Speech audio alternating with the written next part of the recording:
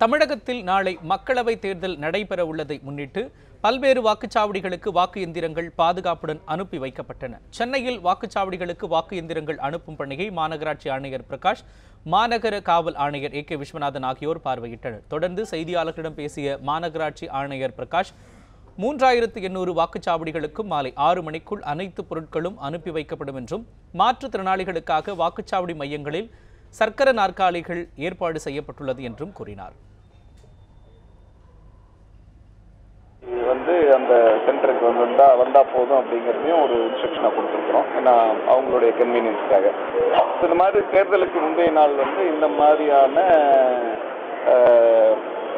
இந்த logistics exercise நடந்தால்தான் நாளைக்கு காலையில் 6 மணிக்கு இந்த மாக் போல் ஆரம்பித்து ரொட்டீனாக போலிங் ப்ராசஸ் ஆரம்பிக்க முடியும். ஸோ அதுக்குண்டான எல்லா பணிகளும் இன்னைக்கு நடந்துட்டு இருக்கு. சென்னை தேர்தல் மாவட்டத்தை பொறுத்தவரை இந்த மாதிரி டிஸ்பேட்ச் சென்டர்னு சொல்லுவோம். இந்த மாதிரி டிஸ்பேட்ச் சென்டர் சென்னை மாவட்டத்தை பொறுத்தவரை 16 டிஸ்பேட்ச் சென்டர் இருக்கு.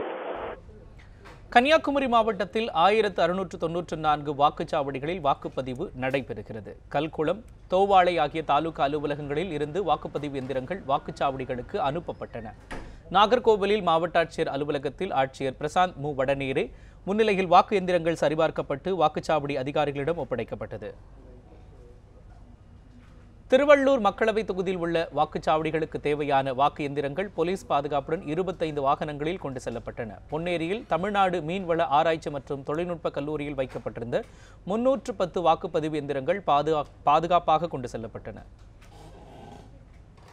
திருவண்ணாமலையில் பொதுமக்கள் அச்சமின்றி வாக்களிக்கும் விதமாக காவல்துறை சார்பில் கொடி அணிவகுப்பு நடைபெற்றது. மாவட்ட காவல் கண்காணிப்பாளர் அண்ணாதுரை தலைமையில் அறிவொளி பூங்கா அருகே தொடங்கிய அணிவகுப்பு மத்திய பேருந்து நிலையம், பெரியார் சிலை, ராஜகோபுரம் வீதி வழியாக காமராஜர் சிலை அருகே முடிவடைந்தது.